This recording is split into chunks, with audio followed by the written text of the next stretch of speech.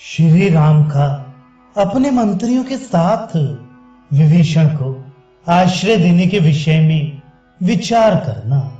श्री राम ने कहा, वानर राज सुग्रीव ने रावण के छोटे भाई विभीषण के विषय में जो अत्यंत युक्ति युक्त बातें कही हैं, ये तुम लोगों ने भी सुनी हैं। मित्रों की स्थायी उन्नति चाहने वाले बुद्धिमान एवं समर्थ पुरुष को कर्तव्य अकर्तव्य के विषय में संशय उपस्थित होने पर सदा ही अपनी सम्मति देनी चाहिए। इस प्रकार सलाह पूछी जाने पर श्री राम का प्रिय करने की इच्छा रखने वाले वे सब वानर आलस से छोड़ उत्साहित हो सादर अपना अपना मत प्रकट करने लगे। रघुनंदन, तीनों लोकों में ऐसी कोई बात नहीं है जो आपको ज्ञात ना हो, तथापि हम आपके अपने ही अंग हैं। अतः आप मित्र भाव से हमारा सम्मान बढ़ाते हुए हमसे सलाह पूछते हैं।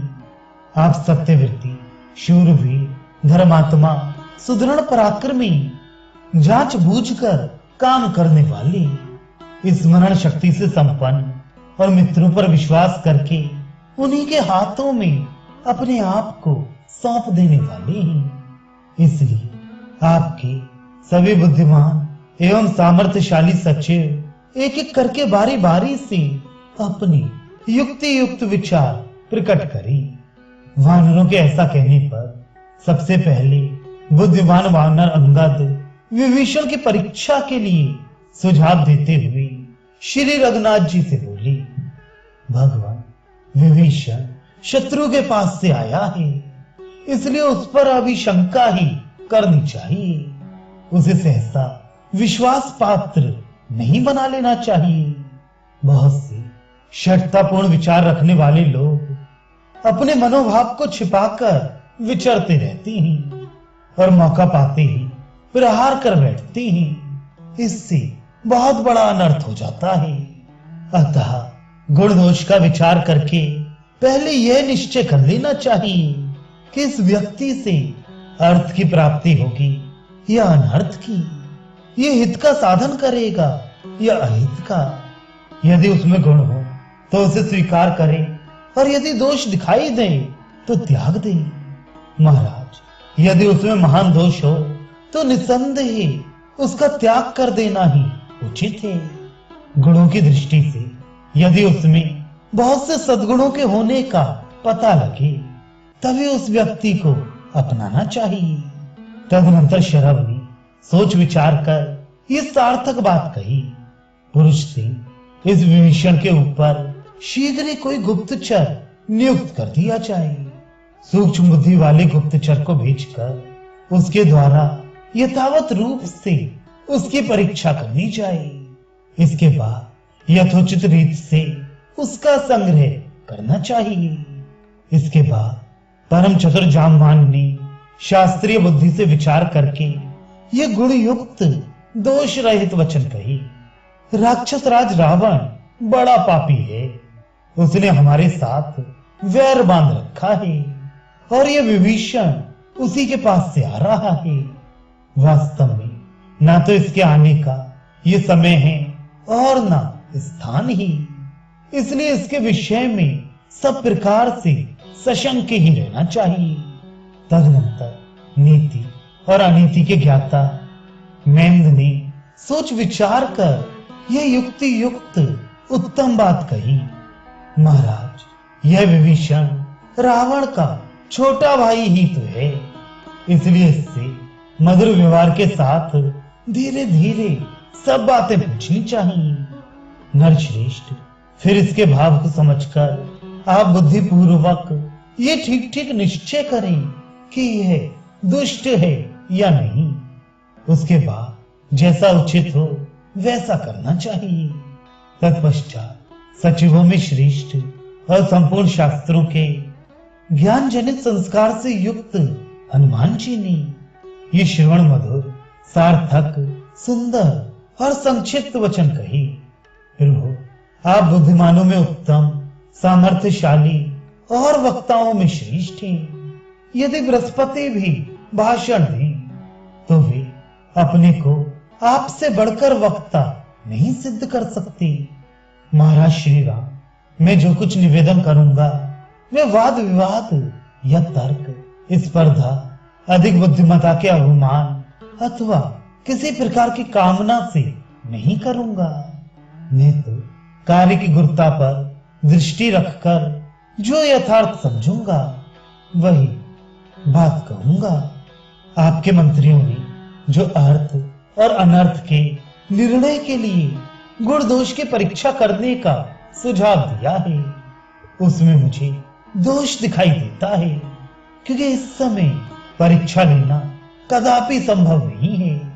विभीषण आश्रय देने के योग्य हैं या नहीं, इसका निर्णय उसे किसी काम में नियुक्त किए बिना नहीं हो सकता, और सहसा उसे किसी काम में लगा देना भी मुझे सदोष ही प्रतीत होता है। आपके मंत्रियों ने जो गुप्तचर नियुक्त करने की बात कही है, उसका कोई प्रयोजन ना होने से वैसा करने का कोई युक्त कारण नहीं दिखाई देता। जो दूर रहता हो और जिसका वृत्तांत ज्ञात ना हो, उसी के लिए गुप्तचर की नियुक्ति की जाती है। जो सामने खड़ा है और स्पष्ट रूप से अपना वृत्तांत बता रहा है, उसके लिए गुप्तचर भेजने की क्या आवश्यकता है। इसके सिवा जो ये कहा गया है कि विभीषण का इस समय यहाँ आना देश काल के अनुरूप नहीं है, उसके विषय में भी मैं अपनी बुद्धि के अनुसार कुछ कहना चाहता हूं। आप सुने। उसके यहाँ आने का यही उत्तम देश और काल है। ये बात जिस तरह सिद्ध होती है वैसा बता रहा हूं। विभीषण एक नीच पुरुष के पास से चलकर एक श्रेष्ठ पुरुष के पास आया है। उसने दोनों के दोषों और गुणों का भी विवेचन किया है। तत्पश्चात रावण में दुष्टता और आप में पराक्रम देख वह रावण को छोड़कर आपके पास आ गया है। इसलिए उसका यहाँ आगमन सर्वथा उचित और उसकी उत्तम बुद्धि के अनुरूप है। राजन, किसी मंत्री के द्वारा जो ये कहा गया है कि अपरिचित पुरुषों द्वारा इससे सारी बातें पूछी जाएं, उसके विषय में मेरा जानबूझकर निश्चित किया हुआ विचार है। इसे आपके सामने रखता हूं। यदि कोई अपरिचित व्यक्ति ये पूछेगा कि तुम कौन हो, कहां से आए हो, किस लिए आए हो इत्यादि, तब कोई बुद्धिमान पुरुष सहसा उस पूछने वाले पर संदेह करने लगेगा। और यदि उसे ये मालूम हो जाएगा कि सब कुछ जानते हुए भी मुझसे झूठे ही पूछा जा रहा है, तब सुख के लिए आए हुए उस नवागत मित्र का हृदय कलुषित हो जाएगा। इस प्रकार हमें एक मित्र के लाभ से वंचित होना पड़ेगा। इसके सिवा महाराज, किसी दूसरे के मन की बात को सहसा समझ लेना असंभव है। बीच बीच में स्वर भेद से आप अच्छी तरह ये निश्चय कर लें कि यह साधु भाव से आया है या असाधु भाव से। इसकी बातचीत से भी कभी इसका दुर्भाव नहीं लक्षित होता। इसका मुख भी प्रसन्न है, इसलिए मेरे मन में इसके प्रति कोई संदेह नहीं है। दुष्ट पुरुष कभी निशंक एवं स्वस्थ चित्त होकर सामने नहीं आ सकता। इसके सिवा इसकी वाणी भी दोष युक्त नहीं है, अतः मुझे इसके विषय में कोई संदेह नहीं है। कोई अपने आकार को कितना ही क्यों ना छिपाए, उसके भीतर का भाव कभी छिप नहीं सकता। बाहर का आकार पुरुषों के आंतरिक भाव को बलात् प्रकट कर देता है।